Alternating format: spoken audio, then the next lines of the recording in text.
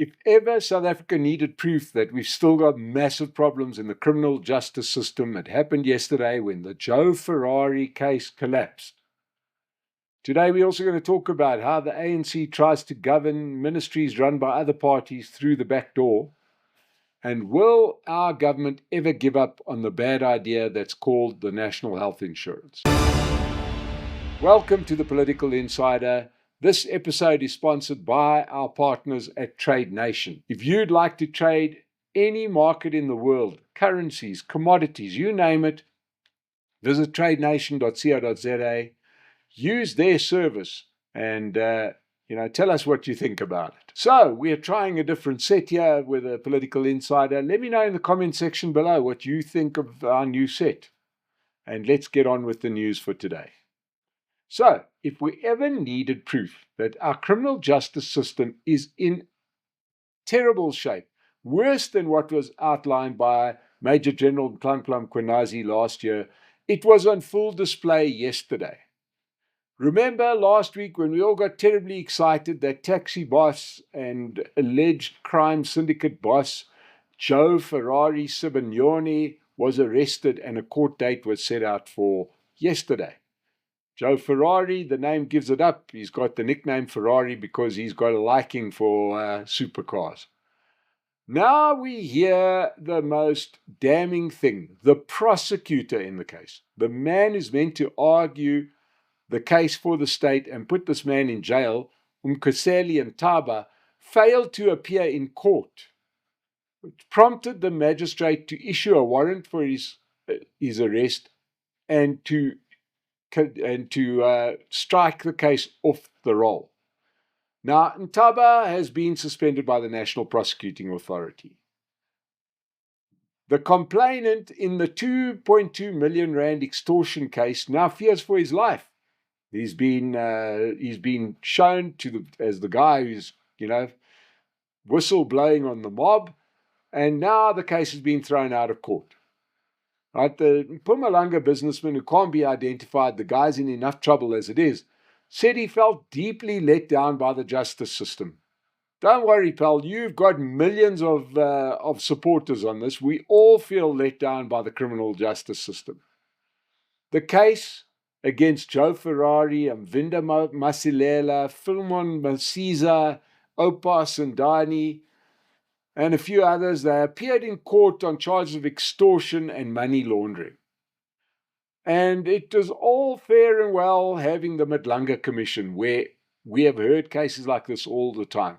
But it doesn't help if the courts around the country and the police around the country and the prosecutors around the country don't do their job. Because not everybody can be prosecuted by a Madlanga Commission, right? You can't just have a handful of judges in one courtroom in the country. We need this all around, and criminals must be dealt with where they do the crime. We must remember the contributions of people like former National Director of Public Prosecutions, Shamila Batoy, the former Police Commissioner, Fani Masemola, even the current Public Protector, Kgaleka Kholeka, who have sat in very important positions playing solitaire on their computers, not doing their jobs, on purpose, it seems, right? And this has created a culture where nobody ever gets arrested, convicted, and jailed where they do the crime. That is the only way we're going to stop crime at scale in the country. Otherwise, it's just a sideshow. We have a great big commission. We hear all of these prosecutions, maybe one or two people down at the bottom end go to jail, and it all collapses thereafter. Where is our Minister of Justice, Mameloko Kubai? Where are any of our many police ministers? We've got spare police ministers. We've got some sitting at home. We've got one that's acting, and acting should be the operable word here for Feroz Cachalia, who seems to be doing nothing. It feels like it's become a total waste of time for you or I or any other citizen of this country to go to your local police station, report a crime, and if that leads to the prosecution and jailing of somebody that does something that's wrong. And the country will not survive if that's the case. to prove just how bad the criminal justice system has become.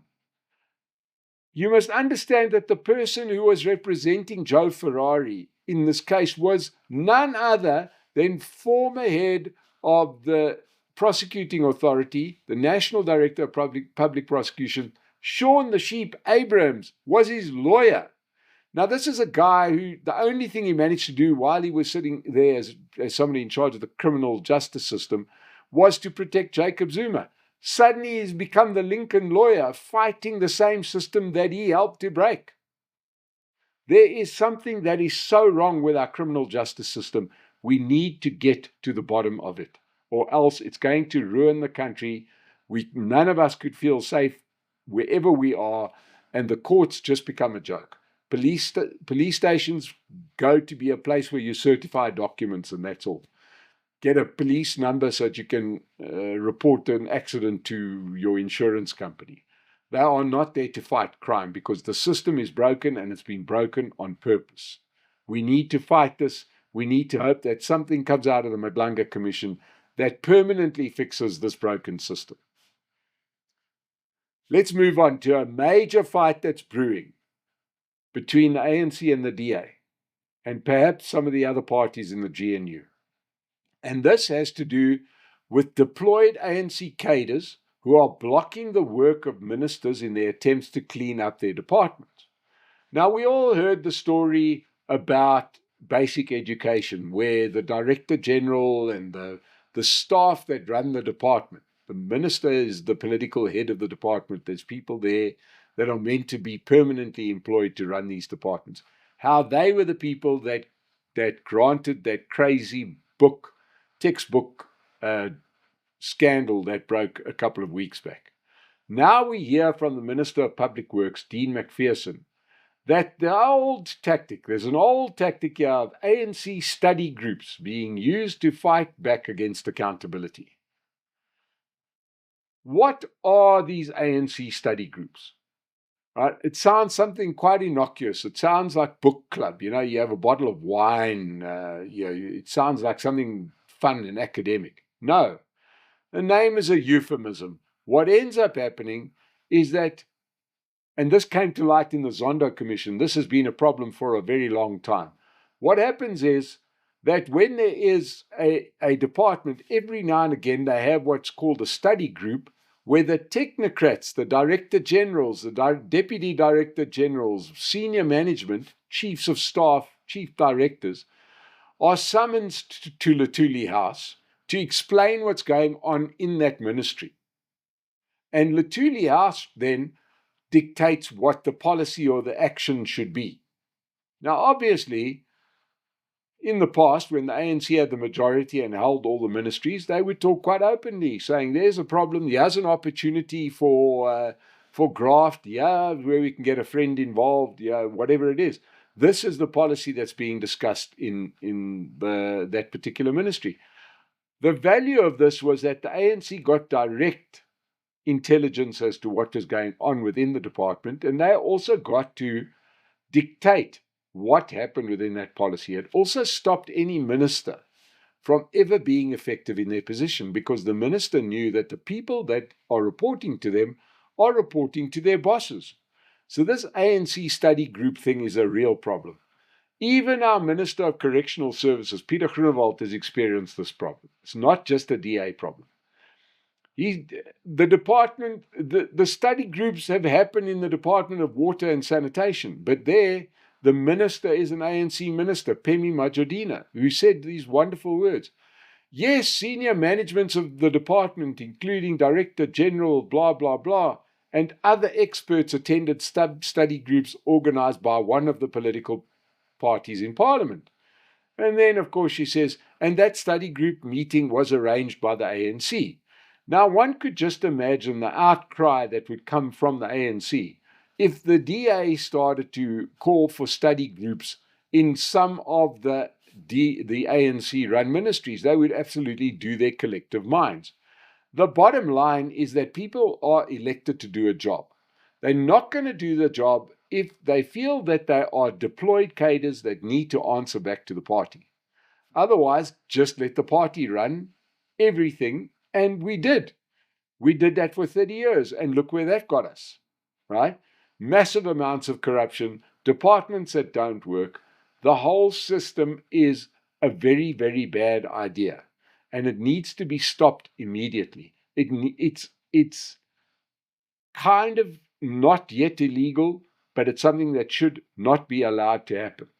And let's hope that it stops soon. But right now, you've got a department like the Department of Public Works that manages all the government's property and assets, thousands and thousands of buildings. And here you've got a group, and when the minister comes in and says, we are going to stamp out this part of corruption, everyone nods their heads and then goes and tells the ANC, and the ANC then decide. It's a crazy system. It's going to be very hard to explain it to anybody who's got half a brain, but this is a problem that needs to be dealt with, or else we are never going to have accountability in this country.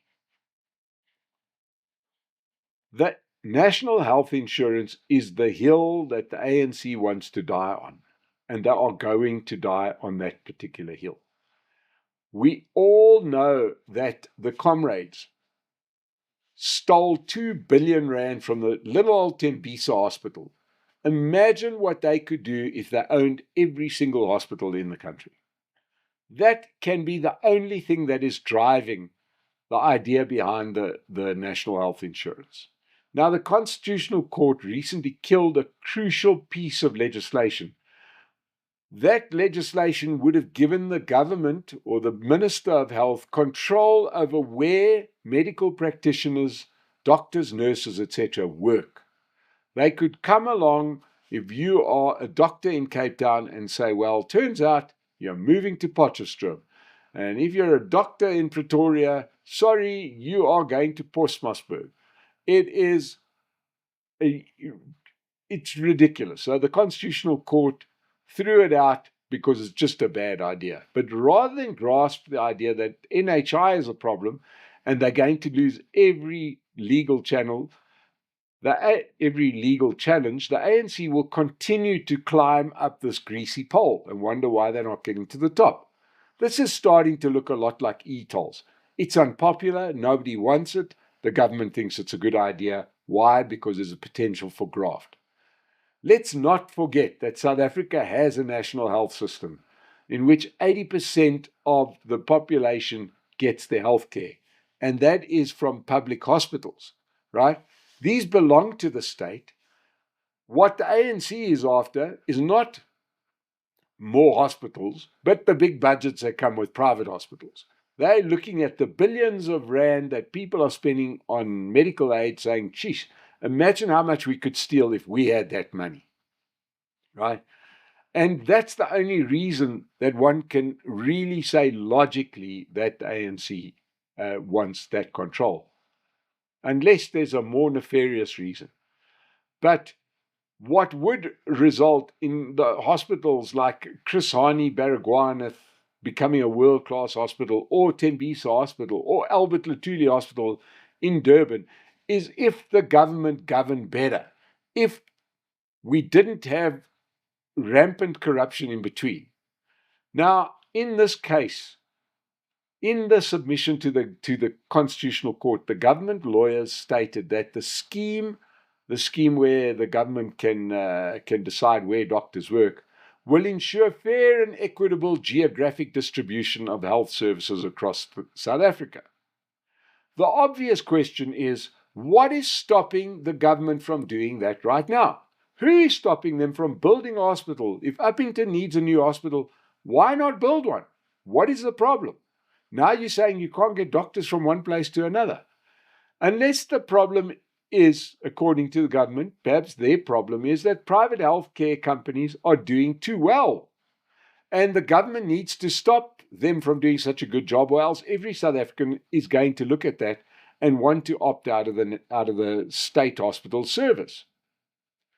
But then that's exactly what happened. The ministry then said the quiet bit out loud. This is to promote access to healthcare for disadvantaged communities or in areas where limited healthcare infrastructure is, and to prevent an over-concentration, this is the important bit, to prevent an over-concentration of health services in affluent areas, catering only to a few who can afford them. That is their whole reason behind national health insurance. It's not to provide better health care to poor South Africans. It is to provide worse health care for rich South Africans. That's all they want to achieve. They just said it. And the problem is now for the government that many of those rich South Africans who are getting private health care include members of parliament, judges, those tenderpreneurs that they're in debt to. You know, I don't think Kat Matlala used to go to Tembisa Hospital. Otherwise, maybe he would only have stolen 1 billion, rand, not 2 billion rand, with his mates in all the provincial health department here in Gauteng, right? Quite clearly, the aim is to take away this good healthcare, this good private healthcare system, and make healthcare equally bad all over the country. Now, the Constitutional Court has said there is no rational connection between the government trying to get a certificate of need, which is what they're looking for, which gives them the right to move anyone around the country, and the expressed government purpose of enhancing access to healthcare. There you have it. The Constitutional Court has said, hey guys, it's not like the private healthcare service, the whole industry, medical aids, etc., are stopping you from doing your job. Do your job. Go on. The one doesn't equal the other.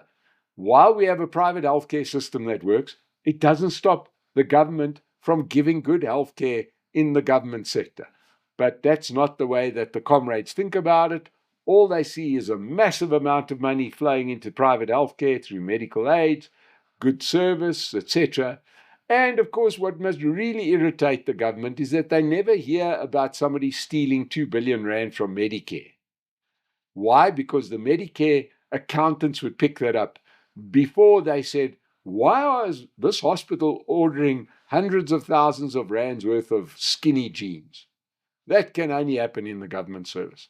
The question is, do they need the money first to do their job properly? I would suggest, do your job properly and we will happily give you all the money you need.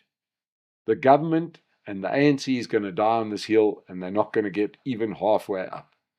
So that's all the news we have for you on the Political Insider. Tell us what you think about these stories, any of them. Please reference a story you're wanting a comment on. We like to reply to all the comments. It's great to have it. Subscribe to the channel. Visit Trade Nation. Thank you so much for joining us today. We'll see you again soon.